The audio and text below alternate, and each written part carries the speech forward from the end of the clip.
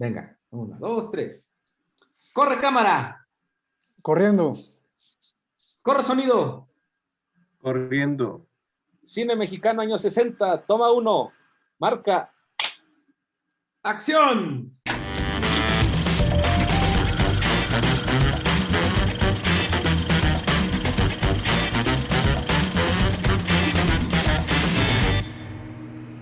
Bienvenidos a Mesa Redonda, un espacio en el cual hablamos desde lo que se nos venga a la cabeza, ¿no? De hecho, estaba yo pensando, ¿por qué no hicimos nada de las Olimpiadas ahora que estuvieron? Bueno, ya no. Hasta, hasta pues esos momentos en los que ya nos estamos acercando a esa etapa del cine mexicano en los que muchos dicen, pinche cine mexicano, está re feo. Y donde, pues, desafortunadamente creemos que solamente tenemos 3 pilares grandotototes, que son Guillermo del Toro, Alfonso Cuarón, Iñárritu, pero no, tenemos grandes joyas. Y bueno, hoy que vamos a hablar hoy de los años 60. Por cierto, yo soy Poncho. Y yo soy Felipe Sánchez, y efectivamente, como Poncho acaba de decir, el día de hoy vamos a hablar sobre los años 60, vamos a hablar de una época que creo que en el país pues fue bastante convulsa, que justamente venimos de un final de la década de los 50, bastante decadente en muchos sentidos, y que creo que la década de los 60 pues es una época de reinvención, ¿no? Para mí es mi década favorita del cine nacional justo por eso, porque intenta reinventarse. Y pues bueno, no sé qué opinen ustedes. Hugo, por favor, ¿cómo estás? ¿Qué me cuentas? Hola, ¿qué tal? ¿Cómo están? Pues aquí feliz de que me hayan invitado nuevamente. Sí, pues es bien interesante este tema del cine de los años 60, y como bien dice Ponchito, pues creemos que como Atlas, ¿no? Sostiene el cine mexicano, las luminarias, ¿no? Guillermo del Toro, y bueno, los que mencionaste, pero pues bueno, realmente hay otros artistas que pues también están pues haciendo lo suyo. Y sí, la década de los 60 me parece una época bastante incendiaria también en varios sentidos, a nivel discurso, técnica, me parece bastante interesante, y creo que pues hay mucha carnita, ¿no? Ahí. ¿Y qué dices tú, querido Rafa? Bienvenido, ¿cómo estás? Muchísimas gracias. Muy bien, aquí un gusto saludarles nuevamente. Pues sí, una década bastante revolucionaria, socialmente hablando, sin llegar a lo bélico en nuestro país. En términos, por ejemplo, globales, ¿no? Una década que se caracterizó por la continuación de este evento de la Guerra Fría, que fue un evento que siguió dividiendo al mundo en dos, que dividió un país por el muro de Berlín, y siguió imperando esta hegemonía, ¿no? Por parte de la Unión Soviética y de los Estados Unidos por comerse el mundo a bocanadas grandes, ¿no?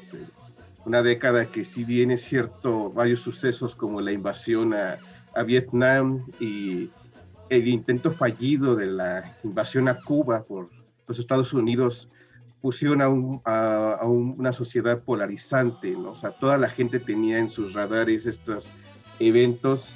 En el cine, pues, de un modo u otro también se polarizó demasiado. El cine mexicano se polariza, no en estos temas en particulares, pero sí entre la nostalgia, entre el arraigo y las nuevas perspectivas, nuevas miradas, ¿no? El alba a una nueva generación de directores. Sin embargo, también tenía todavía ese lastre de seguir trayendo todas estas viejas fórmulas y viejos nombres de la industria mexicana, ¿no? Por eso hace una temporada publiqué en mi Facebook algo sobre las etapas del cine mexicano, y en particular los años 60 me gusta llamarle o conocerle como la etapa de los adioses y de las bienvenidas, porque mientras nos vamos despidiendo de esa época de oro o esa época del gran auge del cine mexicano, también damos la bienvenida a una nueva generación, a nuevos elementos que vienen a sentar las bases de lo que viene siendo nuestro actual cine mexicano, ¿no? Por eso también es una década bastante interesante, nuevamente, ¿no? De contrastes, pero que vinieron a sentar todo lo que actualmente tenemos. interesante, bastante interesante década. Pues bueno, quisiera empezar primeramente, digo, sabemos que en los años 60 empiezan a darse varios procesos alrededor del mundo. Tenemos justamente por un lado que en Francia justo surge el movimiento de la nueva ola a nivel cinematográfico, y no solamente en Francia, Japón también a finales de esta década tendrá su movimiento de nueva ola, y muchos otros países lo irán manifestando. Entonces, pues bueno, tenemos ya un cambio social bastante importante en esta década de los 60, y pues justamente la primera pregunta con la que quisiera empezar es, pues bueno, ante todo este panorama que Rafa ya nos presentó, ¿qué hizo el cine mexicano o qué elementos tomó para seguirse conservando relevante ante estos nuevos procesos, estos nuevos cambios sociales y estas nuevas realidades, ¿no? Que empezaron a surgir desde finales de la década de los 50, ¿no? Pues creo que es bien interesante esa década porque, pues bueno, como mencionan todos estos elementos sociales, políticos, ¿no? Van a gestar o provocar, pues estas películas de alguna manera somos nuestras circunstancias, ¿no? Y los directores, artistas en general, pues hablan de lo que está en el ambiente, en el aire, en la atmósfera. Y pues bueno, me parece que en esa década pues había películas pues muy poderosas, sobre todo revisitando algunas películas, por ejemplo, no sé, Los Hermanos del Hierro, entre otras que, no sé, tal vez hablemos más adelante como de ellas en específico. Pues creo que aparte de que tenían un discurso claro, hay algo que a mí me apasiona y me interesa mucho, que era la identidad, ¿no? O sea, creo que era un cine con identidad, un cine, creo que, por ejemplo, ahora como adolece de eso, creo que ahora la mayoría quiere ser como muy europeo o norteamericano. Yo sé que puede ser hasta complicado meternos con qué es lo mexicano, ¿no? ¿Qué es la mexicanidad y qué significa todo eso? Pero de alguna manera, viendo este tipo de películas, pues sí me irradiaba una cara conocida, pero sobre todo, como comentaba, una identidad, ¿no? Me parece como eso muy, muy, muy poderoso, y creo que ahora se ha ido perdiendo porque creo que un sistema nos ha también hecho creer, o que nos ha hecho creer, sí, sentirnos avergonzados de nuestra cultura, ¿no? De nuestras raíces como tal. Entonces, creo que esa época pues era bastante interesante por esos elementos. Y pues bueno, además también todo este concepto también de la experimentación, creo que era una época donde no tenían miedo de experimentar, de decir cosas de cierta manera o ciertos temas, aunque pues también en la década de los 60, pues, 60 pues ya sabíamos que va a estar el infame PRI, ¿no? Y también los sindicatos, ¿no? Que también los sindicatos va a ser una clave, de alguna manera también una piedra, ¿no? Como de tropiezo en el sentido de cineastas jóvenes, ¿no? En ese entonces, que van a querer entrar, pero pues los sindicatos, los dinosaurios de alguna manera van a evitarlo, ¿no? Porque era como, no, pues es que me van a venir a quitar mi chamba, no, pues mejor le doy este trabajo, esta película al hijo de mi compadre. Entonces todos esos elementos pues también van a ser complicados, ¿no? De hecho, uno de los grandes ejemplos, que es una de mis películas favoritas de los 60, que creo que es del 67, son Los Caifanes,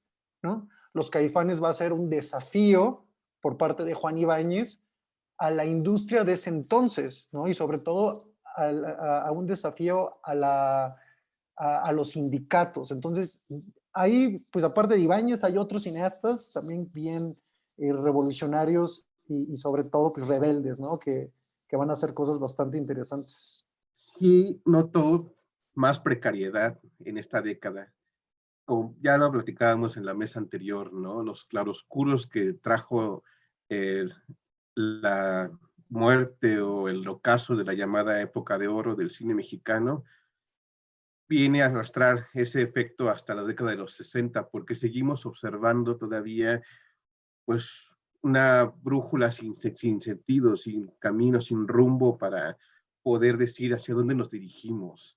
el cine mexicano batalló muchísimo en esta década. Por un lado, pues ya era muy evidente que la industria pues, estaba en una crisis total. O sea, la competencia, como bien mencionaba Felipe hace rato, con nuevas propuestas, nuevas visiones alrededor del mundo. En el Festival de Cannes ganaba cine brasileño, ¿no? El Pagador de las Promesas, la nueva ola francesa se volvía titular en todo el mundo cinematográfico, ¿no? Entonces, los mismos cineastas de aquel neorrealismo italiano estaban haciendo un cambio, ¿no? O sea, ya habían dejado como tal, vámonos a experimentar otras cosas, ¿no?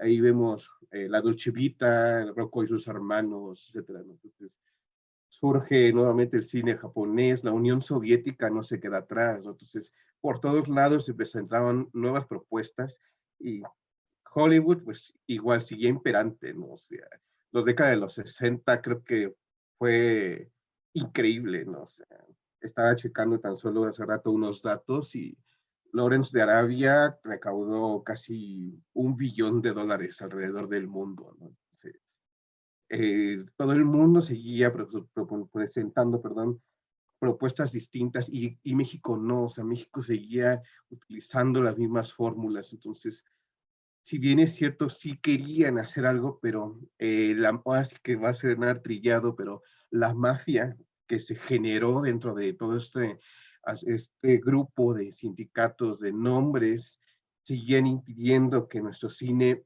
abriera las puertas a nuevas perspectivas, nuevas creaciones, nuevos nombres, ¿no? Porque decía Emilio García Riera, querían seguir haciendo cosas nuevas, pero con los viejos nombres, y ya no era lo mismo, ya no era posible hacerlo, ¿no? Dio muchísimo que hablar el hecho de que el cine mexicano, por más que presentara, digámosle, proyectos interesantes, la misma industria lo censuraba, y aparte que el gobierno, encabezado por Adolfo López Mateos, su idea era de apoyar el cine mexicano, ¿no? Porque ahí está el cortometraje donde visita los estudios Churubusco y lo reciben con toda pompa a Adolfo López Mateos y les dice, ¿no? Vamos a apoyar a la industria cinematográfica. Empieza a mover las piezas a modo de que dentro del Banco Nacional quede Luis Echeverría, por ejemplo, por ahí anda, Rodolfo anda, también se mete por ahí. Entonces, Gustavo Díaz Ordaz andaba también pululando como subsecretario de Gobernación. Entonces, todos ellos empezaron a jugar ciertos roles dentro de la industria para poder incentivarla. Pero la misma industria, el mismo gobierno, cortaba de tajada esas aspiraciones, como censurando, marcando iniciativas de ley totalmente retrógradas. Por ejemplo, aquí tomé una nota que a principios de la década se intentó con toda presión que hubiera una iniciativa de ley donde se prohibiera la distribución y exhibición de películas que rebajaran el nivel moral de los espectadores, que atacaran la decencia, la paz, el orden público o las buenas costumbres, ¿no? O sea, tú para hacer cine mexicano tendrías que seguir cumpliendo con todo esto. Y si tú decías, bueno, cómo quieren que yo haga una película y me siguen encasillando en la década de los 40? O sea, quieren que siga promoviendo los mismos esquemas, las mismas narrativas. Querían que reflejáramos un México, como bien mencionan, que ya no era esa realidad, o sea, querían que fuéramos una sociedad ultraconformista y que reflejáramos a una falsa realidad, ¿no? Entonces, no era así, o sea, el cine mexicano sufrió muchísimo y yo creo que para tener un estatus como de seguirse proyectando, sí pasó muchísimas batallas, ¿no? Tal vez el caso, por ejemplo, de la película que tengo aquí de fondo, La sombra del caudillo, ¿no? O sea, tuvo toda la iniciativa y la participación del gobierno y de buenas a primeras dijeron que no se iba a estrenar porque atacaba contra una de las instituciones de mayor prestigio que era el Ejército Nacional Mexicano. Entonces, decías tú, oye, pero tú mismo me diste los permisos. De hecho, ustedes la han visto, se filmó en sedes como la Cámara de Diputados, se filmó en el Palacio Nacional, en el Castillo de Chapultepec. Entonces, ¿qué? O sea, tenía todo el apoyo. Lo mismo pasó con la Rosa Blanca de Roberto Gabaldón, ¿no? O sea, tuvo iniciativa del gobierno, incluso fue financiada parcialmente por Petróleos Mexicanos, y de buenas a primeras dijeron, no, no se va a estrenar tu película. ¿Por qué? Porque estás atentando contra intereses del gobierno, y la película no se exhibió sino hasta 10 años después. O el caso de Viridiana de Luis Buñuel, o sea, está bien que fue censurada por el gobierno franquista, pero cuando se trae a México, tampoco se permite su exhibición a nivel comercial por atentar contra las buenas costumbres y pues por ser como hay esa clave en contra de la religión católica. Entonces, la censura estaba ahí. Entonces, yo, siendo muy sincero, ¿qué hizo? Se las ingenió de todas a todas para poder esquivar tantos candados que tenían ahí eh, las mafias, ¿no? Y también sigue recurriendo como esta fórmula que ya veíamos a finales de la década de los 50, como moralizando, ¿no? O sea, hace películas muy como de, tengo que educarte. Mejor ejemplo es Quinceañeras, por ejemplo, de Alfredo Bercrevena, que era de, tengo que yo mostrar cómo quiero que ustedes se comporten, jóvenes, para que sigamos manteniendo las buenas costumbres, ¿no? O hay otros casos, ¿no? Por ejemplo, Teresa, ¿no? La famosa película de Maricruz Olivier, ¿no? Pues también era como de, esto es bueno, esto es malo, tienes que seguir adelante con sus estudios, etcétera, etcétera. Entonces, híjole, de hecho, este fue el último año, 1960, donde se superó el centenar de películas en México. A partir de aquí, toda la década, no rebasamos ni el centenar de películas, ¿no? Entonces, estábamos lejos de aquellas casi 200 películas en los años 50. Entonces, se vino abajo la industria mexicana. Si bien es cierto que la primera mitad de la década fue más de padecimiento, la segunda, con el cambio de gobierno, entre comillas, hubo como una especie de apertura. ¿Por qué? Porque se presentaron ciertos movimientos sociales que permitieron ejercer mayor presión sobre el círculo cinematográfico. Como bien mencionaba Hugo, la parte de la experimentación, la presión mediática y social, porque hubo muchísima presión por parte de todos los intelectuales de izquierda, de, oye, tienen que abrirse, tienen que cambiar de ambición, porque el cine ya está a nada de morir. Entonces, se crea el el primer concurso de cine experimental como respuesta a esta presión, aparte de que seguían las reseñas internacionales de festivales en Acapulco. Entonces, seguían teniendo como que de algún modo u otro cómo mantener en el radar o en el mapa a México contra el mundo, ¿no? Porque al final de cuentas en Acapulco venían a presentarse películas de festivales que habían sido premiadas en el extranjero, con censura, por cierto, porque yo no sabía, hasta que precisamente la mesa me lo transmite, que la Dolce Vita y Rocco y sus hermanos tampoco se permitieron su exhibición completa en el Festival de Acapulco. Entonces, yo digo, pero uno lo ve a la perspectiva y dices, pues, ¿qué le quitaría, no? O sea, ¿qué es lo que encontraban los censores para no permitir que esas películas estén íntegras tal y como se proyectaron en Cannes o en Venecia, ¿no? Bastante difícil. El ingenio y la creatividad de todos nuestros grupos fue bastante es de aplaudirse, la verdad. Adicional que el cine mexicano también empezó a tener en su paralelismo ciertas instituciones que hicieron contrapeso, no como tal a la producción cinematográfica, pero sí, por ejemplo, al acervo, ¿no? Se crea la Filmoteca de la UNAM en esta década y se crea el CUEC, como respuesta ¿no? a toda esta presión mediática que existía, ¿no? Finalmente, en el 63 se crea el CUEC y poco a poco me dio muchísimo gusto leer la cantidad de nombres que a posteriori serían estos pilares de la década de los 70s y 80s, ¿no? Que salieron de aquí del CUEC, ¿no? Eso es algo extraordinario. Y que más adelante, en la segunda mitad de esta década, pues traería quizás uno de los documentales más conocidos del CUEC, ¿no? Como es este caso del El Grito, ¿no? Pero sí, hay muchos elementos. ¿Cómo la hizo?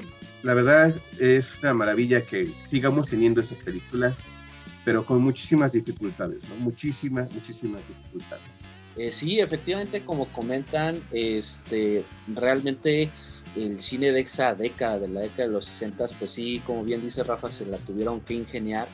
Yo recuerdo, no estoy seguro si esta historia sucedió en esta década o fue unos años antes, pero digo, el director de nuestra escuela, de la escuela en donde iba Hugo, Poncho y tu servidor, Sergio Oljovich, nos contaba justamente que él en sus años de juventud, junto con otro amigo, que por temor a equivocarme no voy a decir su nombre, fueron justamente al Sindicato de Trabajadores de la Producción Cinematográfica, el STPC, el cual por ley pues tenías que trabajar con ellos, ¿no? Para poder realizar cualquier tipo de película.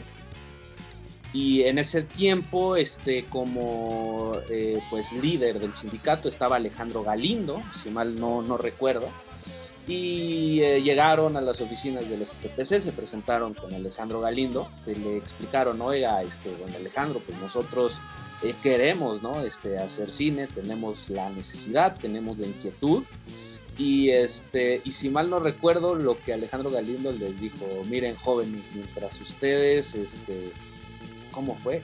Mientras yo sea el líder del Sindicato de Trabajadores de la Producción Cinematográfica, y mientras tenga vida, tengan por seguro que ninguno de ustedes va a entrar al sindicato ni va a poder hacer cine en este país. Básicamente esa fue la respuesta del señor, en términos simples y llanos, lo cual curiosamente iniciaría justo un éxodo de todos los que vendrían, todos los cineastas que vendrían a conformar la década de los 70s hacia otros países para estudiar justo en otras escuelas de cine, ya sea en la Unión Soviética, ya sea en Francia, y demás, y que justamente regresarían a finales de esta década, engrosándose dentro de las filas de, como bien decía Rafael, el CUEC, el Centro Universitario de Estudios Cinematográficos, que, bueno, actualmente se llama Escuela Nacional de Arte Cinematográfica.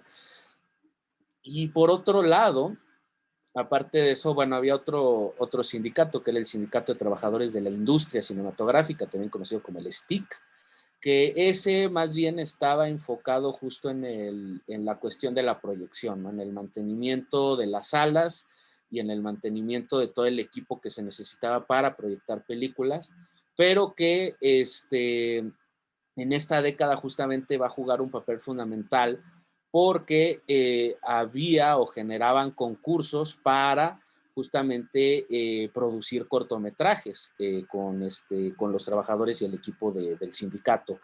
Y justamente fue esto lo que abrió cabida porque la maña que hicieron, y eso lo van a notar en estas películas como lo puede ser Caifanes o como lo puede ser Fando y Liz, que fueron auspiciadas y apadrinadas por este sindicato, era dividirlos en capítulos para hacer creer que eran cortometrajes y no películas completas, ¿no? Y lo presentaban como si fueran 3 guiones distintos de 3 cortometrajes distintos, pero que al momento de juntarlos, pues era la película completa, ¿no? Entonces, fue de lo que principalmente varios cineastas de esta década, pues, tuvieron que hacer para poder justamente, pues, hacer y presentar sus propuestas, ¿no?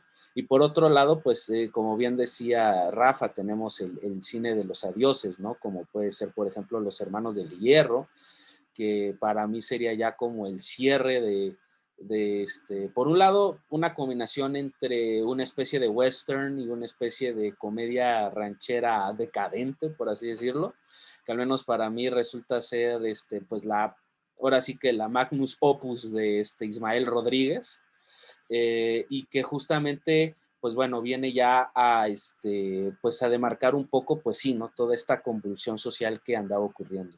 Es cierto, al final, pues en este país creo que el cine o el arte pues es para valientes, ¿no?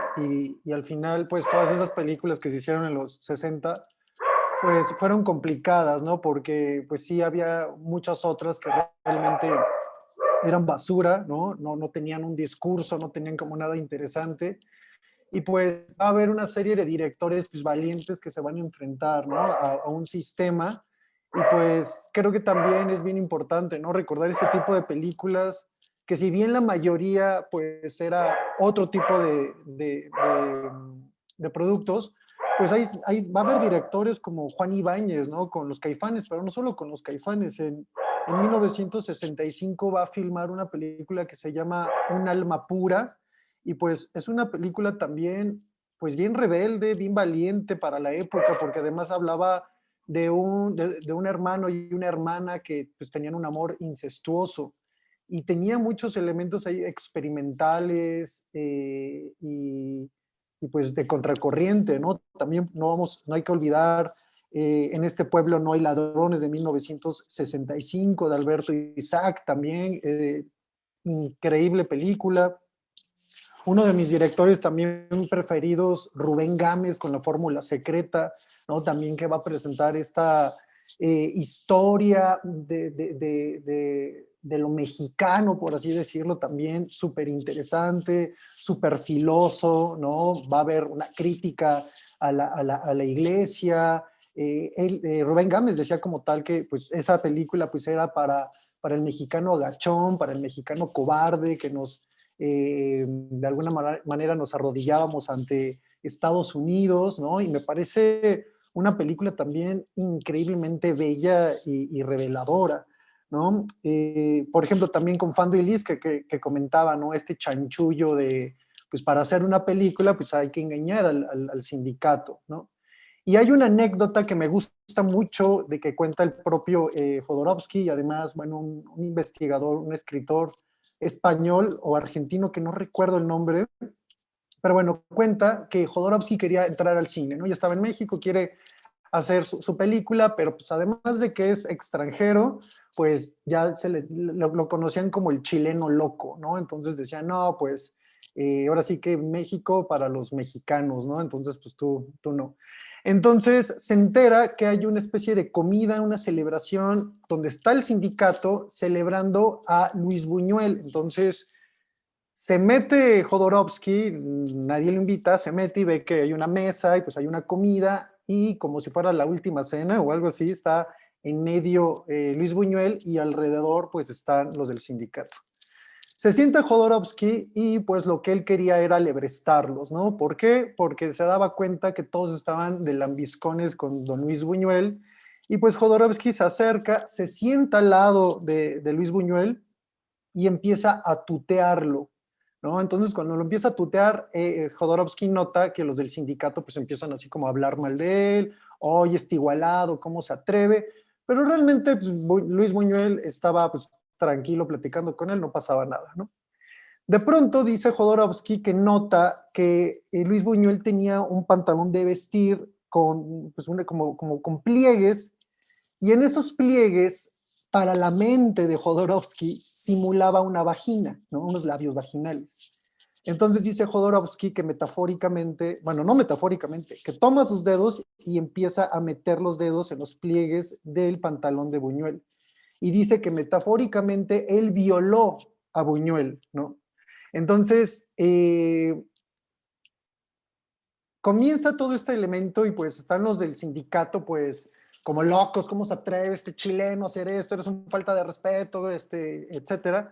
Se para Jodorowsky y les empieza a gritar a todos, ¿no? Diciéndoles que pues eran unos vendidos, unos lambiscones, y que los desafiaba a todos, y que con permiso o sin permiso iba a filmar su película.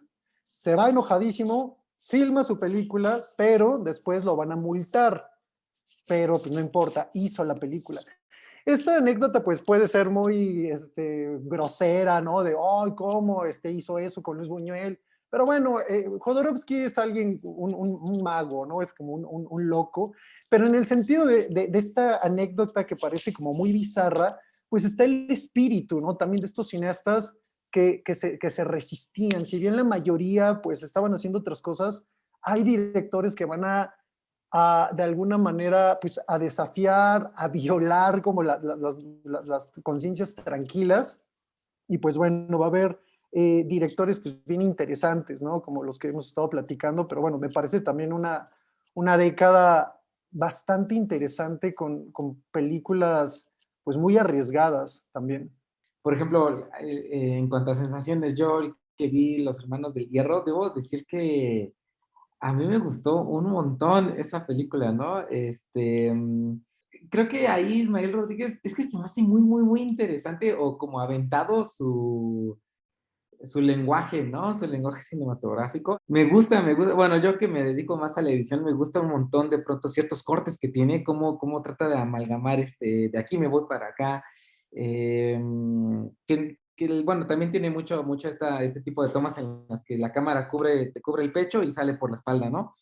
Esa, pues bueno, ya es como la más cliché, pero tiene mucho otro tipo de tomas que se me hacen muy, muy, muy padres. Y, por ejemplo, los nervios locos de Don Martincito, cuando se vuelve loco y mata gente, ves que sale su canción de cuando era pequeño, no manches, eso es como bien impactante, ¿no? O sea, así como, es nuestro Black Swan de aquella época. este, en fin, también, bueno, yo recuerdo mucho en la mesa pasada hablábamos de, bueno, qué onda con Luis Buñuel respecto a la parte de, yo soy el contradiscurso a lo que hace el cine mexicano, ¿no? Y que todo el resto del cine mexicano se quedó en mood de, bueno, pues no, nosotros somos así, ¿no? Nuestras comedias rancheras y todo bonito, y bonitos mensajes, o más bien historias de venganza, etcétera. Por ejemplo, veo las de Luis Alcoriza, y siento que él buscó como ahí sí un punto medio, ¿no? Como entre el mood normal del cine mexicano que estamos acostumbrados, pero sí metiéndole esa parte de crítica. Ay, corrígenme si me equivoco, pero sí es Tlayucan donde, bueno, ahí se siente pues no sé, yo sí sentí crítica hacia lo machín contra la iglesia, ¿no? Tarahumara, no manches, eso rompe el corazón, te deja con una sensación de no hay respeto, ¿no? Entonces está el respeto al derecho ajeno es la paz. Sí, yo quisiera ya agregar a este listado de extraordinarias películas, por ejemplo, de Ismael Rodríguez. Yo tengo un conocido con el que siempre afirmo que lo que mejor que le pudo ocurrir a Ismael Rodríguez fue eh, la desaparición de Pedro Infante en el sentido meramente de su trabajo cinematográfico, ¿no? Porque en esta década, donde Ismael Rodríguez nos regala quizás su tetralogía de grandes películas, ¿no? Están Los Hermanos del Hierro, está El Hombre del Papel, Ánimas Trujano y El Niño y el Muro, ¿no? Entonces, son películas que la verdad tengo totalmente la seguridad de que si hubiese estado Pedro Infante, Ismael Rodríguez no las hubiera hecho o las hubiera como tropicalizado o adaptado a modo de que Pedro tenía que seguir siendo ese Pepe el Toro, ese bonachón romántico, ¿no? Entonces, creo que le hizo bastante bien el hecho de que ya no hubiese estado Pedro Infante en ese momento, ¿no? Adicional, digo, Luis Buñuel ya para esta década ya era como Don Luis, ¿no? Como bien dice Hugo, ya era usted, ¿no? Y pues nos regala su despedida, nuevamente un adiós de Luis Buñuel porque deja México, pero nos deja con dos grandes o tres grandes películas, si le queremos contar, Viridiana, que al final de cuentas es una coproducción, ¿no? Con España, pero va del dinero de Gustavo Alatriste y Silvia Pinal de este lado. Una que para mí es mi top 10 de cine mexicano, El Ángel Exterminador, que retomó muchísima fuerza el año pasado, ¿no? Con lo de la epidemia, todo el mundo empezaba como a hacer la analogía, ¿no? De ese extraño ser, ente que está ahí, que no nos deja salir, ¿no? O sea, algo ahí allá afuera que saca lo peor de los seres humanos, ¿no? Y el cortometraje de Simón del Desierto, ¿no? También está esta aventura que queda sin concluir, ¿no? A falta de intereses de otros cineastas, ¿no? Porque ya ven que ahí está la anécdota, ¿no? De que querían que se completara como parte de una trilogía por distintos directores, pero no fue posible.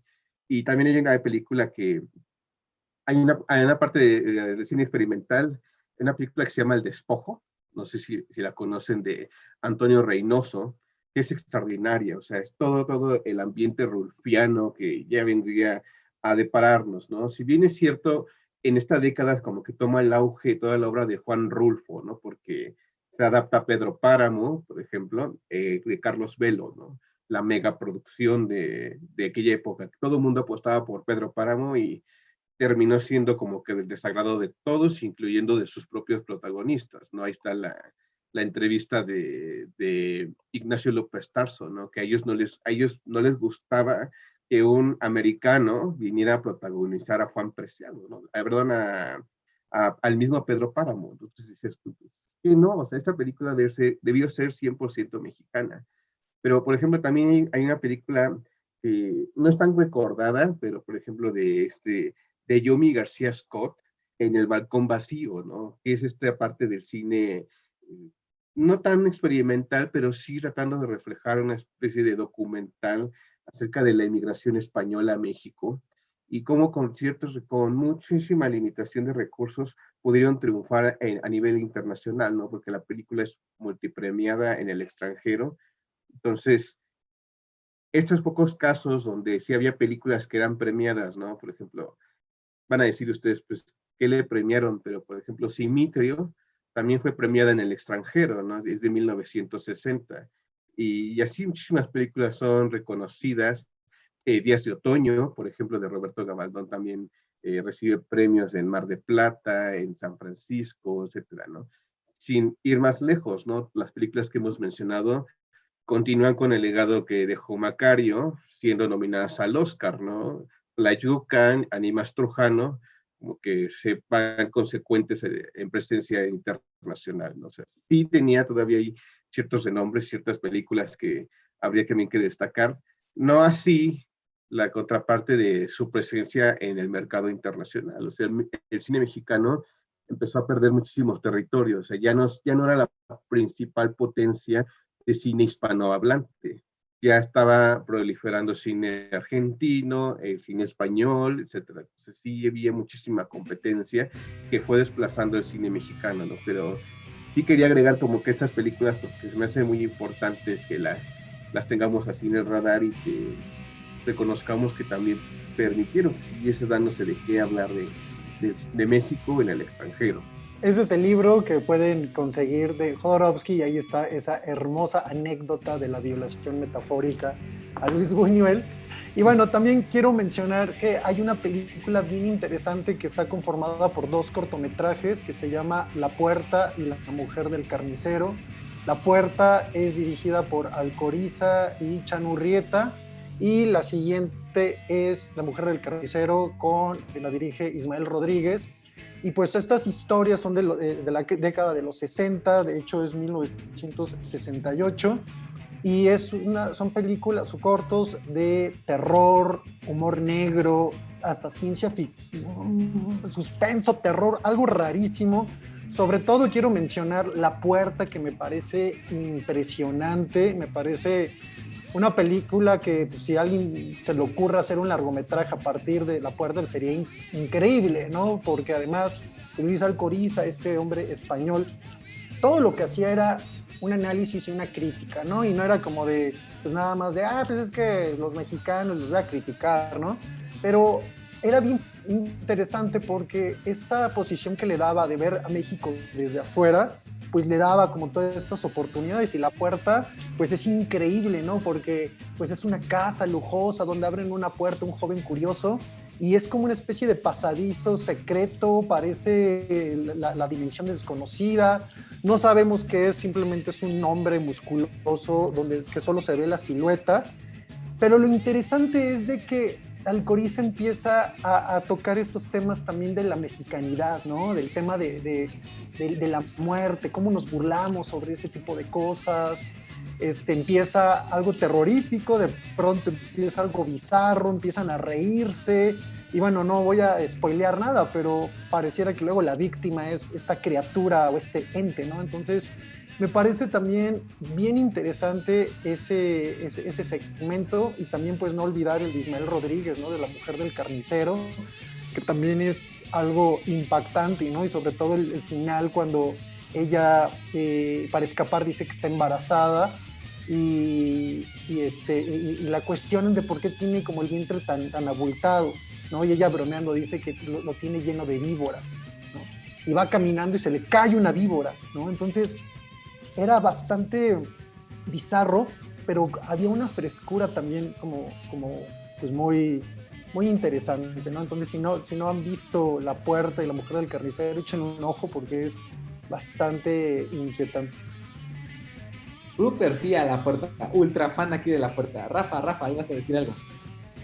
Y bueno, es que decir, continuando con este tema de todo este terror, digo, la década anterior nos regaló extraordinarios clásicos, ¿no? El vampiro, etcétera, pero en esta década, ya lo habíamos dicho, el santo se vuelve la figura por excelencia de taquillera, o sea, es junto con Mauricio Garcés, Antonio Aguilar y Porro, son las 4 estrellas de la década, o sea, pero el santo encabezó un sinfín de películas, Santo y Blue Demon, Santo en el Museo de Cera, Santo contra las mujeres vampiro. Entonces, esta década también nos dejaron clásicos que todo el mundo le puede tener sus peros a estas películas, pero no dejan de ser clásicos hoy en día ya del popular, de nuestra cinematografía, ¿no?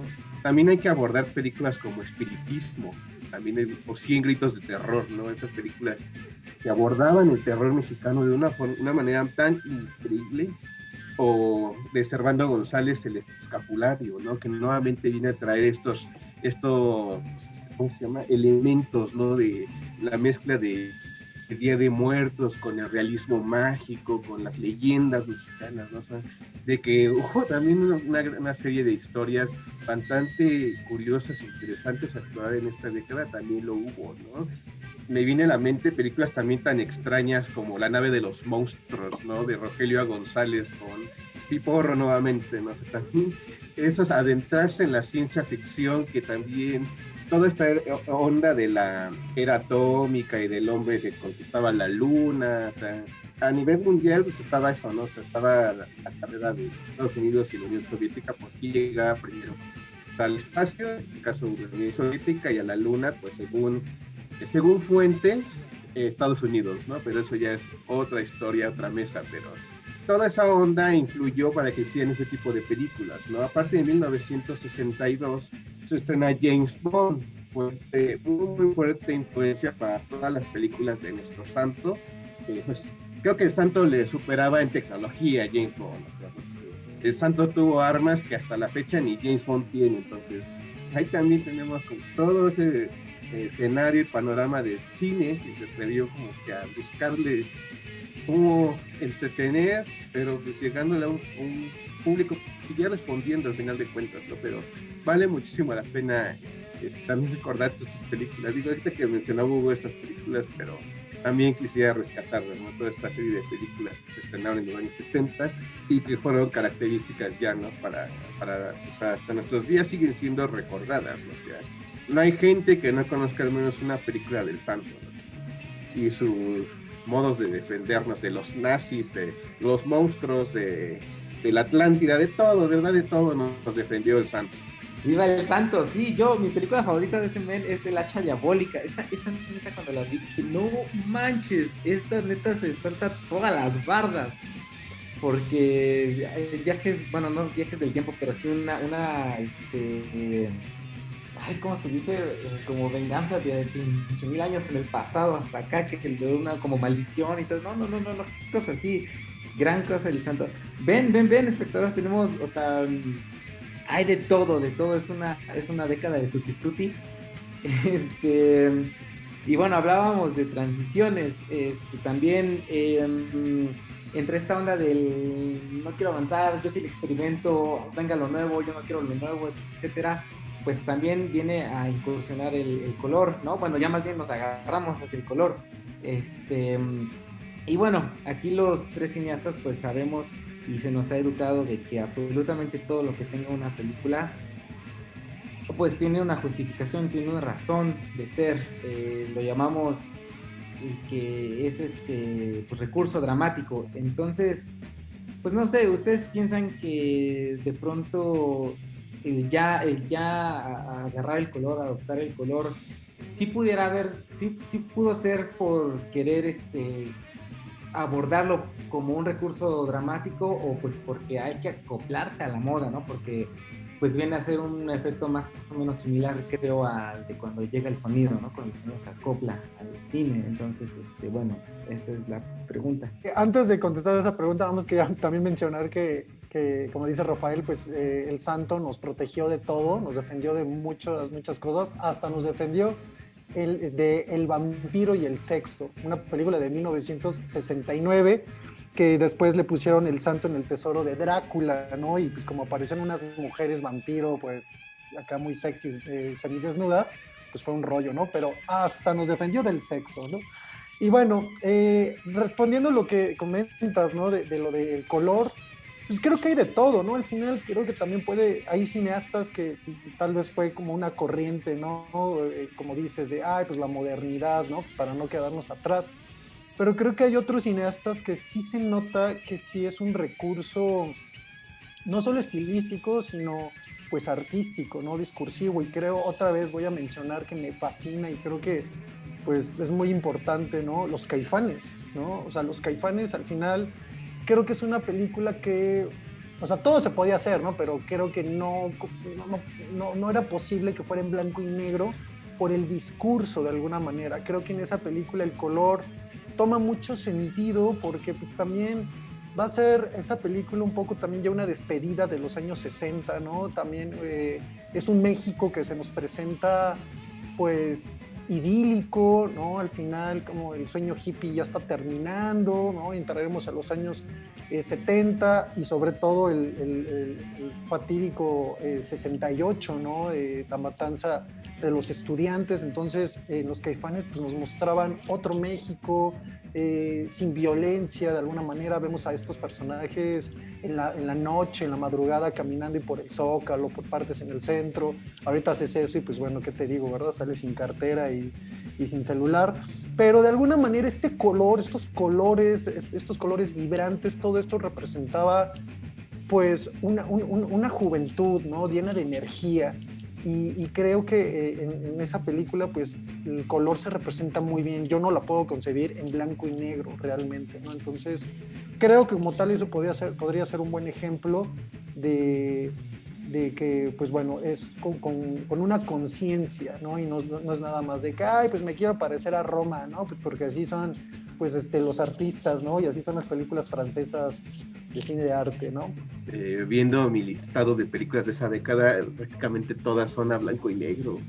Entonces, por ejemplo, estaba viendo aquí, es que, por ejemplo, en esta década se retoma un poquito el fenómeno que tuvo La Cucaracha de 1959, y hay películas como Así era Pancho Villa, La Bandida, Café Colón, o sea, como que trajeron nuevamente, intentaron traer en esta década ese éxito de la epopeya revolucionaria, y las películas de Cantinflas, creo que son como que las que ya se hicieron de color en esta época, ¿no? El Analfabeto, El Extra, Por mis pistolas, todas ya se hacían de color. Entonces desconozco ya como tal si se fue un elemento, porque digo, lamentablemente la mayoría de las películas que yo estoy así como que revisionando ahorita aquí en el listado de esta década, yo estoy viendo un blanco y negro. Entonces, si bien es cierto, a nivel global ya el color pues era prácticamente el recurso principal, ¿no? O sea, estaba toda esta onda de la psicodelia, ¿no?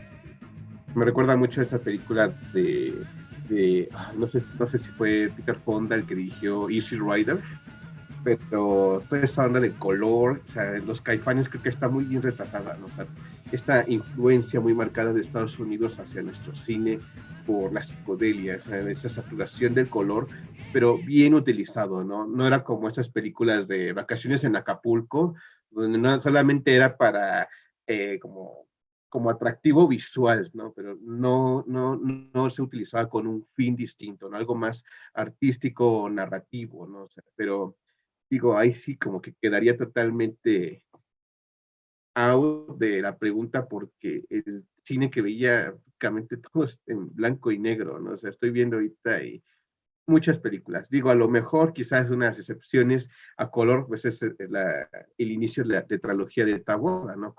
Con el libro de piedra, pero digo, la película ustedes la ven y pues, está en muy mala calidad, ¿no? O sea, no se alcanza a apreciar cómo fue en realidad el uso del color, porque aquí sí siguen utilizando más las sombras, ¿no? Esas partes oscuras que nos permiten no vislumbrar por completo qué es lo que está aconteciendo a las afueras de las cuatro paredes de nuestros protagonistas, ¿no? Entonces, sí, no sé si haya sido como un intento en esa época por seguir conquistando el mercado, ¿no? Compitiendo contra lo que se veía en el extranjero, ¿no?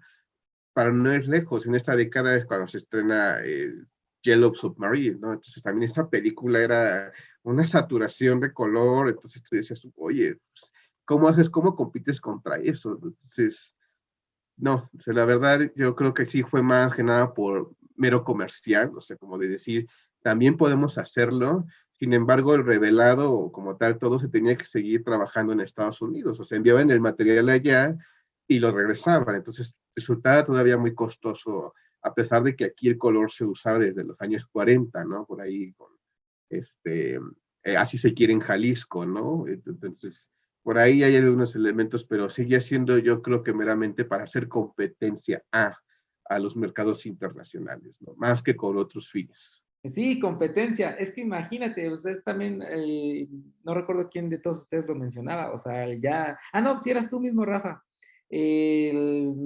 Ya aquí ya dejamos el centenar de películas, nos estamos yendo para abajo. Entonces, a pesar de que tenemos mil y un cosas increíbles, esa parte, ¿no? La competencia. Por otra parte, también estoy de acuerdo con Hugo. Por ejemplo, yo le mencionaba también a Felipe, bueno, yo acá, ay, ¿cómo se llama esta? Hasta el viento tiene miedo. Bueno, tampoco me la imagino en blanco y negro. O sea, esta película, creo que lo que me gusta tanto, tanto de ella es justamente esa ya onda en color, porque bueno, pues nosotros vemos a color y es la realidad. Entonces, de pronto meterte esta película de terror a colores y sentir que pues sí, es así como, pues no sé, como de estar allí, pues te mete más esa vibra de miedo, ¿no? Aunque ahorita, digo, también me puse a pensarlo un poco en tratar de imaginarme la blanco y negro y creo que, híjole, no estoy seguro, estaría bueno un día verla blanco y negro, a ver qué sensaciones da porque se pone interesante, se pone interesante. Pues sí, obviamente creo que también pues blanco y negro podría ser bien interesante, más ahora, ¿no? Que invócalos, ¿no? Para que en la Cineteca hagan esto como, ¿cómo se llama? Parásitos, ¿no? Que está como de moda pues, las versiones en blanco y negro, ¿no? Pero creo que con Tawada, al final, no, creo que no hay algún libro o algo donde diga, sí, es que pues el color, pero creo que yo me niego a creer, por lo menos de Taboada, que fuera nada más como algo de, pues es que es una moda, ¿no? Y pues vamos a... ¿Por qué? Porque pues él era un autor, ¿no? O sea, Taboada era un autor en todo el sentido de la palabra. Todo lo que él utilizaba en sus películas, pues no era porque fuera en una corriente, ¿no? O sea, porque si no, pues hubiera dirigido a Cantinflas o no sé, hubiera hecho películas absurdas, ¿no? Y creo que el color pues iba muy bien en su discurso porque recordemos que todas sus películas hablan sobre la juventud, ¿no? Ya sea de adolescentes, niños o bueno, ya personas un poquito más grandes como en Más negro que la noche, pero son mujeres jóvenes, ¿no? Esta secuencia de Hasta el viento tiene miedo, ¿no? Del striptease, ¿no? O sea que en ese entonces pues era wow, qué polémico, ¿no? Y bueno, todos estos colores, todo eso irradiaba juventud, ¿no? Sus películas hablan pues de la juventud de alguna manera, entonces yo creo que completamente, además con los fotógrafos que trabajaba también no eran como de, ¿qué pasó, patrón? Pues, pues mira, es que está de moda, ¿no? Tenían una conciencia, eran directores de fotografía importantes, ¿no? Entonces, creo que eso es un buen ejemplo, Taboada, ¿no? De que estas películas, pues los hacía con una conciencia, con el color, pero sobre todo porque creo que era natural, ahora sí que iba junto con pegado este tipo de películas que hablaba, además de un México también moderno, ¿no? Recordemos que habla sobre la revolución sexual de alguna manera, le da un papel importantísimo a las mujeres, ¿no? Son mujeres valientes, son mujeres que al contrario de los hombres, pues tienen más este elemento del instinto. Si recuerdan, en las películas de Tawada, los hombres siempre son los que no creen, ¿no? Es como, no, eso son mentiras, ay, no. Y las mujeres está con este elemento de la intuición, ¿no? Pero siempre es el centro, las mujeres, y de alguna manera también con este tipo de, como de modernidad y de ideas revolucionarias o más avanzadas de un México promedio en ese entonces, pues recuerden que también en la mayoría de las películas del cine mexicano las mujeres eran puestas o tratadas de cierta manera, ¿no? Y aquí pues vemos que andan con el novio, se escapan, andan haciendo striptease, todo ese tipo de cosas. Bueno, a lo que yo voy es que todo esto del color pues era natural, ¿no? Era natural por el discurso colorido, enérgico y que de alguna manera representaba pues avance y juventud, ¿no? Avance y juventud y de terror. No sé si hasta se me enchinó la piel la corona de la peli. Rafa, ¿querías decir algo tú? Sí, quería hacer como que dos puntualizaciones. Uno con el color, se te va a salir ahí la imagen, se va a empezar a mover. Con el color, es una despedida de Gabriel Figueroa. Hay que ser muy francos, Gabriel Figueroa nunca supo trabajar en el color. O sea, su fotografía, lo mejor a blanco y negro. Eso fue otra despedida totalmente. Siguió trabajando, pero ya nunca logró como retratar esas películas como lo hiciera, ¿no? Y hablando de, ¿cómo se llama? Del papel de la mujer, me hace muy importante así aquí enfatizar algo. Es cierto, en esta década hay muchas películas donde el rol de la mujer cambia totalmente, ¿no? Eh, Me alejaré un poquito del tema del color, pero por ejemplo, la película esta de La Soldadera, o sea, totalmente una visión muy distinta y ajena a lo que fue el papel de la mujer dentro de la Revolución Mexicana, ¿no? Por ahí también tenemos esta película de Luis Alcoriza de Amor y Sexo, donde María Félix, su primer desnudo frontal, más o menos, toma el rol de ser la mujer que decide, ¿sabes? Que yo decido cuándo, con quién y cómo. O sea, yo no solamente me voy a someter a lo que tú digas, o sea, yo no soy el objeto sexual nada más, sino yo también tomo decisiones, yo también sé decidir, yo también tengo una postura distinta, ¿no? De ahí que, por ejemplo, en contraparte tenemos de Servando González Los Mediocres, ¿no? Esta película donde Enrique Lucero juega un papel un tanto así que de mediocre, ¿no? O sea, su figura de la masculinidad ya se viene a retratar de otra forma. Ya no es el típico machista, ¿no? Ya no es ese macho que impone y las mujeres hacen a voluntad lo que él dice, ¿no? De igual forma en la película Las Cruces en el Yermo, donde igual el western se ve retratado ahora de la perspectiva contraria, ¿no? El hombre tiende a ser sumiso, ya no es el charro que iba y se imponía en el campo, ¿no? Entonces, también en esta década jugamos un cambio de roles o una perspectiva ya distinta, ¿no? No solamente bajo los ciertos arqueotipos y estereotipos que sí se hicieron en las décadas pasadas. De una u otra forma, el color juega un papel, lo decíamos, ¿no? Tras bambalinas, con Hasta el viento tiene miedo, ¿no? De Carlos Enrique Taboada, que creo que realmente no funcionaría de la misma forma, ¿no? Recuerdo, tengo muy clara esta escena cuando las chicas van a la torre, ¿no? A ver si existe tal o cual espíritu y vemos solamente la mano del fantasma, ¿no? Y esta está totalmente pálida y en total contraste, que es algo que creo que en blanco y negro hubiera sido un poco más complicado de lograr, ¿no? Entonces, eso, lo que decía Hugo justamente, ¿no? De estar retratando a niñas, a mujeres jóvenes, esta fuerza que existe. Y por otro lado, creo que lo que Taboada tiene, digo, para mí es hasta cierto punto Carlos Enrique Taboada una especie de figura a usanza de Hitchcock en cierto sentido, porque si bien Hitchcock vendría a ser el maestro del suspenso, para mí Taboada vendría a ser el maestro del misterio, ¿no? Si hay alguien que sabe contar un misterio, si hay alguien que sabe contar una película de terror y que podríamos estandarizar sus reglas a nivel internacional, es él.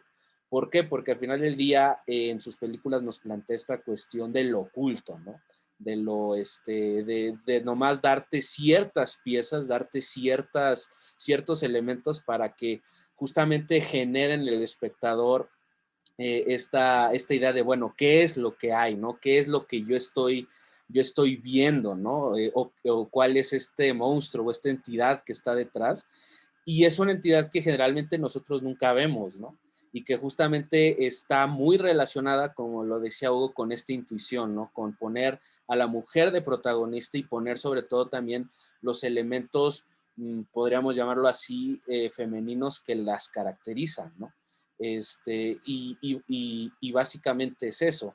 Y creo que por eso también el color juega un papel determinante, ¿no? El color de los uniformes, el color de los espacios, los lugares, juega un papel muy determinante y da una especie de ambientación que difícilmente en blanco y negro lo haría, ¿no? Obviamente el color tardaría en popularizarse o en volverse un estándar, principalmente, y como decía Rafa, por un lado, por lo caro de las emulsiones. O sea, todavía en esa época las emulsiones ahora sí que las emulsiones de película todavía eran más caras, las de color, que en blanco y negro, por el tipo de grano de plata, por el tipo de procesamiento que se le tenía que dar.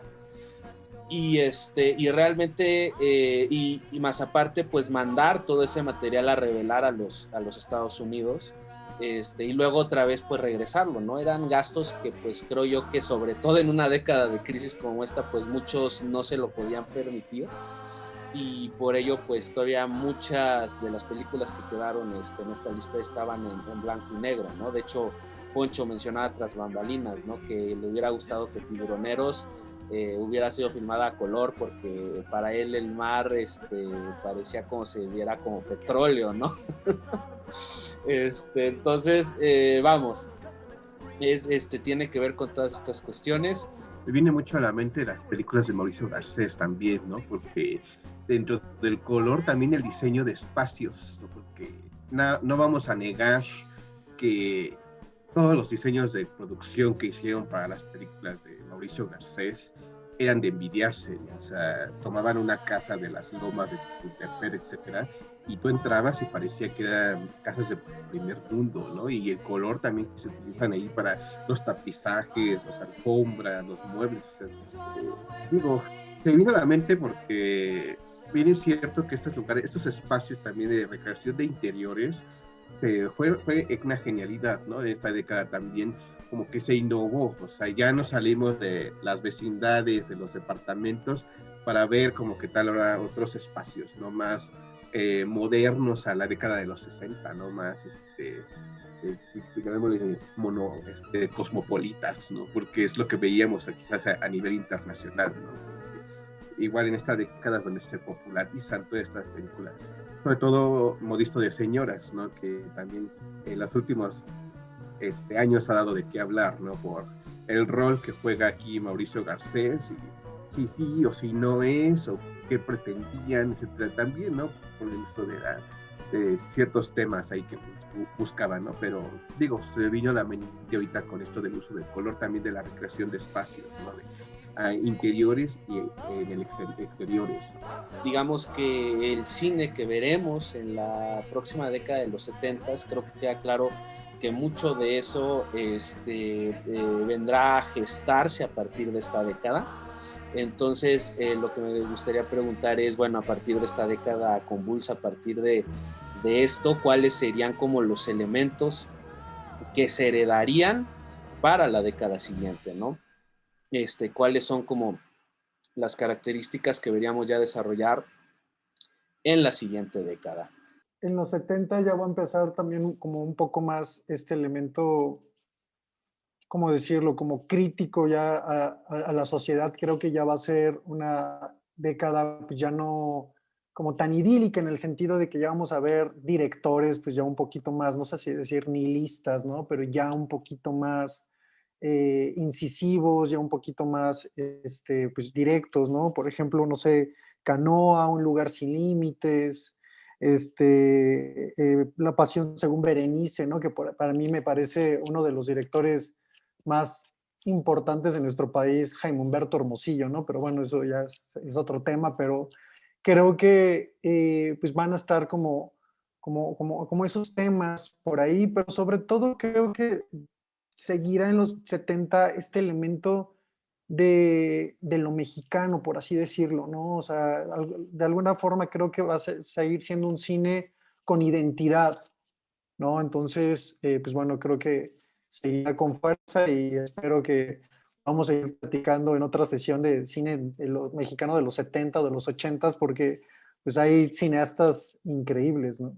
Pues sí, digo, esta década también hay que recordar, digo, sigue siendo de despedidas, mueren más figuras del cine mexicano, ¿no? O sea, la dinastía Soler empieza a desaparecer con Domingo, con Andrés Soler mueren, nuevamente los galanes del cine mexicano, Agustín de Anda y Ramón Gay son asesinados, se retiran las rumberas como tal ya del cine mexicano, Emilio Fernández prácticamente pasa ¿cómo se llama? Al olvido, o sea, ya no trabaja activamente dentro del cine como director, ¿no? Entonces, también eso es como muy relevante. ¿Por qué lo menciono? Porque se retira Libertad Lamarque y Dolores del Río también ya dejan de actuar. Entonces, lo menciono porque todos estos factores van a propiciar que finalmente, a raíz de toda esta apertura gradual que se empezó a dar dentro de los sindicatos, ¿por qué? Porque tenían que llenar con algo esos espacios vacíos, ¿no? Lo intentaron hacer con Javier Solís, no resultó, muere Javier Solís, entonces nuevamente había que seguir llenando esos espacios, ¿no? Esos huecos. Entonces existe ya una apertura como tal y empieza la llegada de nuevos nombres, tanto actorales como de directores, de guionistas y también de productores, ¿no? Entonces, esa es una de las pautas que va a dar para que la siguiente década podamos ver una nueva revolución, una nueva ideología dentro de lo que se pretende retratar, ¿no? Obviamente lo que acontece, ¿no? En el 68 no solamente viene a cambiar social, política, económicamente, ¿no? Sino también la industria, ¿no? Porque no solamente es voy a seguir retratando a la juventud de determinada forma, ¿no? Y en la década siguiente ya no vemos tanto ese adoctrinamiento hacia la juventud, ¿no? O sea, ya no podía seguir tratando a las clases sociales de la misma forma, porque al final de cuentas sí hubo un quiebre, o sea, eso es sí o sí, y se presentó un cambio en todos los ámbitos. Entonces, esto vino también a dar el hecho de que también, afortunadamente, el gobierno mexicano no se mete todavía de lleno. Digo, eso ya sería en la siguiente década con la llamada estatización del cine mexicano, pero ahorita por lo menos sí se da como que los primeros indicios, ¿no? Colocando nuevamente las figuras clave para que pueda existir este financiamiento, ¿no? Este apoyo al cine mexicano. Entonces, sí hay unos factores que en esta década se cultivaron para que se permitiera en la siguiente existir esta apertura, digo que comillas porque sigue existiendo mucho la censura, ¿no? O sea, a mí me sorprende que muchas películas de la década de los 70 son prácticamente desconocidas nuevamente, ¿no? Y eso también ya se lo debemos en parte pues a la difusión tanto televisiva, ¿no? Porque al final de cuentas muchas películas que conocemos es gracias a la televisión, ¿no? Porque antes de que existiera el formato casero, pues nuestro único modo de verlas era a través de la televisión, pero digo, hasta cierto punto de libertad, ¿no? Pero sí una década bastante curiosa que permitió forjar nuevamente bases para la siguiente generación, ¿no? Una nueva escuela, una nueva generación que va a traer propuestas bastante interesantes. Por eso lo veremos en la siguiente mesa, si de ser posible, pero sí, sí vimos aquí muchos elementos, un caldo de cultivo, ¿no? Para ver las nuevas propuestas de las décadas de los 70. Yo pienso que, bueno, bases definitivamente hay, aunque creo que más la palabra es la de transición, porque como ya mencionan, pues desaparecen, pues es el fin de muchos de los que ya conocíamos, a los que estábamos acostumbrados, para que venga el nuevo brote, como a darle frescura, ¿no? Porque pues también se siente una diferencia, o al menos eso creo yo, ¿no? En cuanto al lenguaje, en todo lo que se viene después. Y bueno, digo, nada más como apéndice a esto, creo que de esta década podemos sacar, de hecho, muchas más mesas redondas, ¿no? Como lo es pues la mesa redonda del Santo, que esa sí o sí se tiene que hacer. También la mesa redonda de Taboada, perdón, eso tiene que existir, ¿no? En fin, eso. Por favor, hagan una mesa redonda sobre Jaime Humberto Hermosillo, por favor, e invítenme.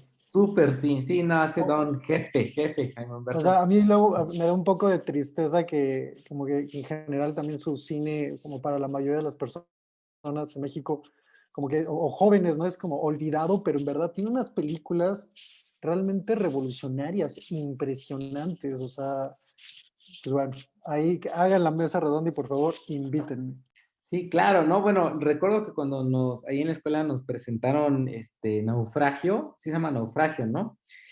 No manches, nosotros creo que nos pusimos a investigar cuál había sido antes, ¿no? Si Naufragio o El Resplandor, por la escena de cómo entra el agua a través de la ventana y nosotros, no mames, es igual a la del elevador con sangre.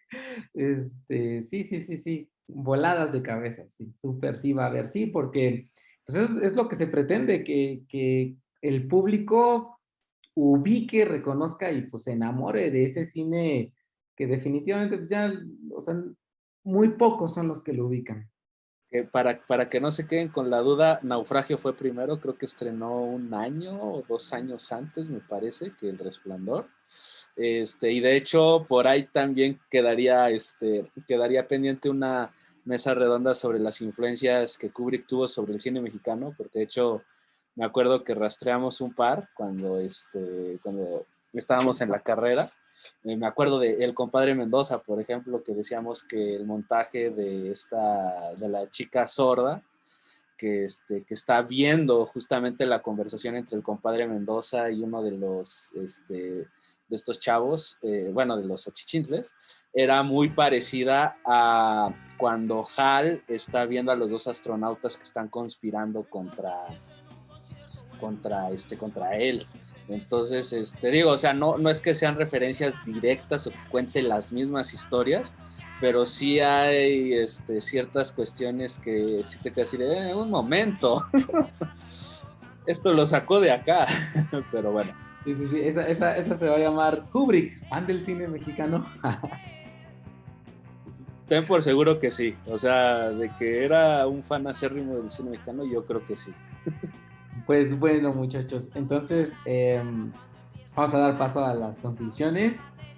También aquí, ya saben, ¿no? Bueno, Bueno, dan su conclusión y si en su conclusión desean también darnos sus redes sociales para si la gente, bueno, por si quieren que la gente los busque, etcétera, o bueno, básicamente también para estar al día con ustedes, ¿no? Pues pueden dejarlas si así lo desean.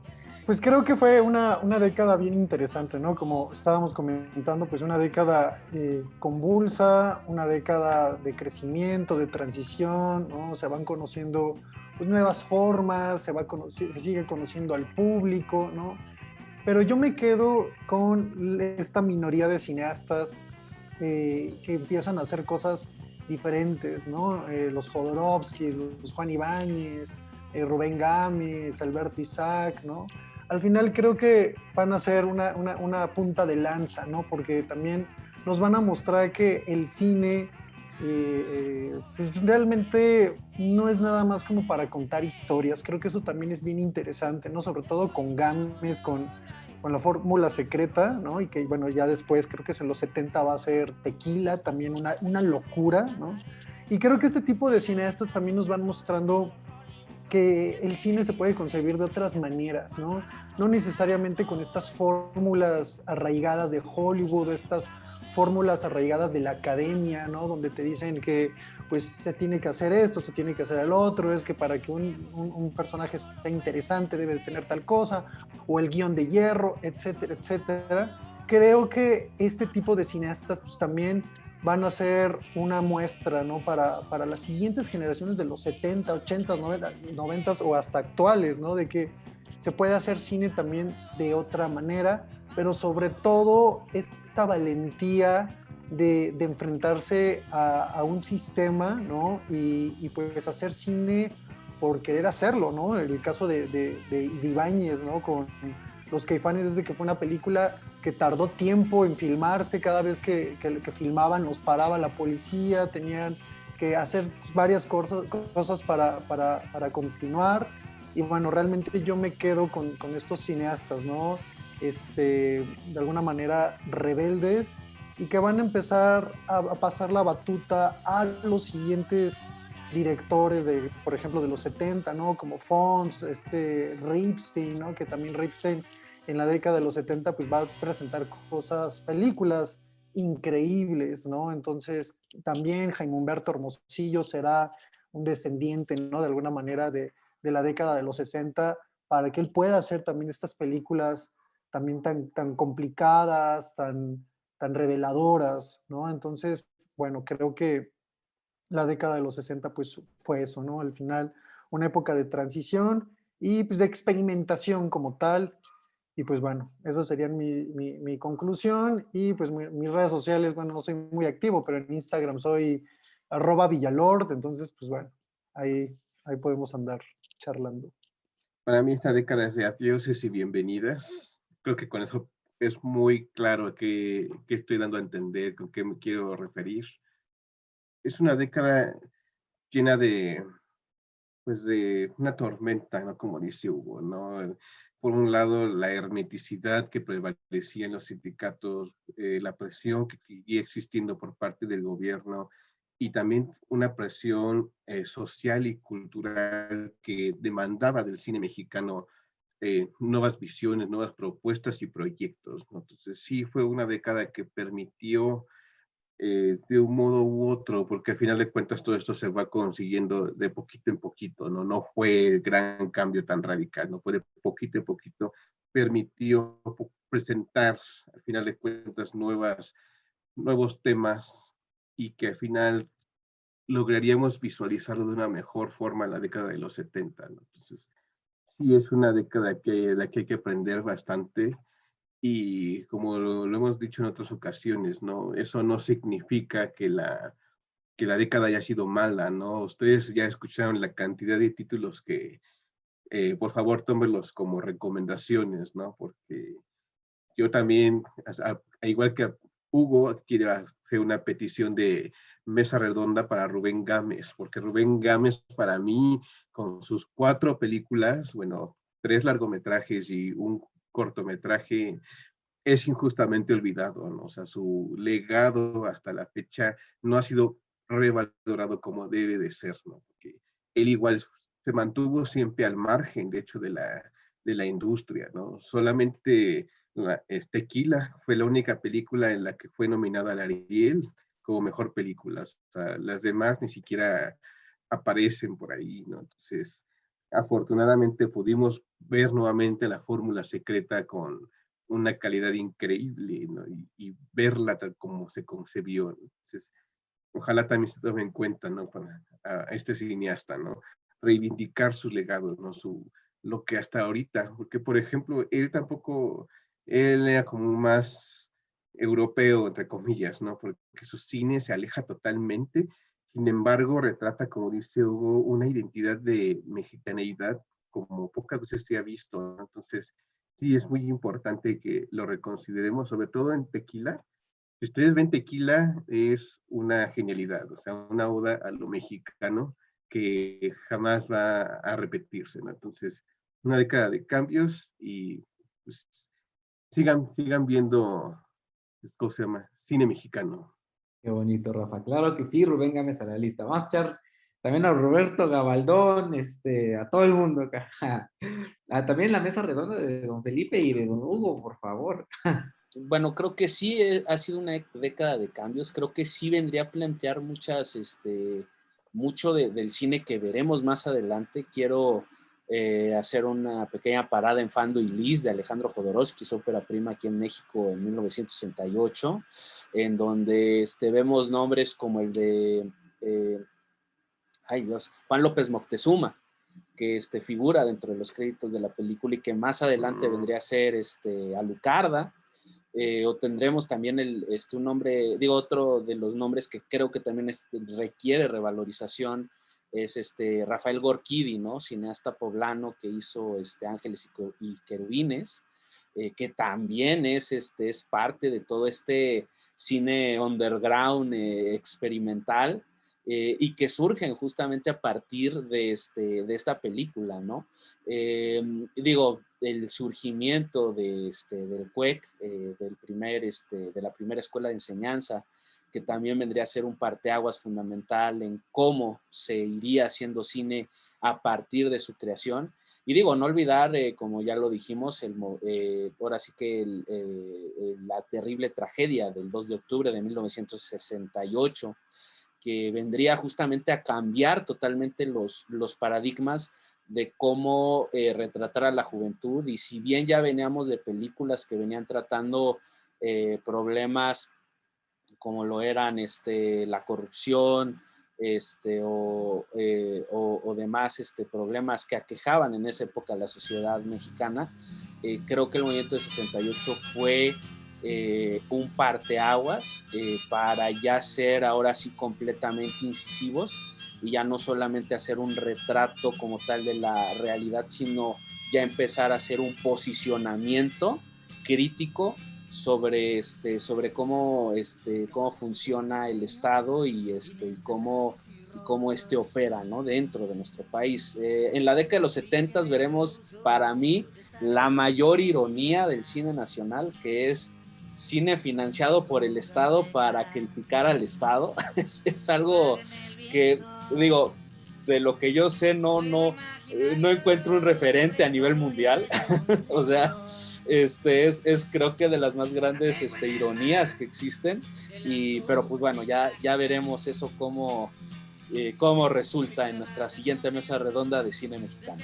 Es de 1961, pero Los Hermanos de Hierro sí se siente como la despedida, porque bueno, junta básicamente todo el Dream Team. Básicamente no es, pero para como que medio tengan la sensación, no hagan de cuenta que fueron los Avengers, ¿no? La reunión de todas las estrellas ahí un ratito, aunque sea un cachitito. Bueno, sí, Hugo. Rapidísimo, perdón, hablando también ya de despedidas, pues creo que nuevamente, ¿no? Mencionar que los Caifanes, pues va a ser la despedida de esta juventud mexicana un poco como idílica, ¿no? De alguna manera, porque pues es en el 67, ocurre el 68, ¿no? Y pues bueno, ya no va a ser nunca más, ya como lo que comentan, cuando entramos a los años 70, ya se acaba jóvenes idealistas, como esta como ingenuidad mexicana, ya va a ser, ya vienen los Ripstein, los Casals, ya vienen otras historias mucho más sórdidas. Entonces creo que también es interesante como ver por ahí a los Caifanes, ¿no? Ya también es el adiós, ¿no? Un México que pues ya no más, ya no gente ahí cantándole a Julissa, pues no sé, todos estos elementos pues sí, realmente como idílicos de una sociedad mexicana que pues ya no será jamás, ¿no? Gracias, Hugo. Como diría Juan Gabriel, el México que se nos fue, ¿no? Con esa cerraría yo. Si les gustó el material que hemos traído, pues no olviden dejar su super like, compartir, comentar, compártanlo así hasta lo más que puedan, porque pues bueno, dentro de todos los objetivos que está esto de que se reenamoren del cine mexicano, etcétera, pues también queremos de aquí sacar para poder seguir haciendo cine mexicano. No olviden también suscribirse, seguirnos en todas nuestras redes sociales, que el Felipe del Futuro va a estar poniendo en este preciso momento. Síganos en su padre YouTube como Film Films, todo junto, porque pues si nos buscan separado nomás no aparecemos. Y pues nada, nos estaremos viendo hasta una próxima mesa redonda. Cuídense y nos vemos.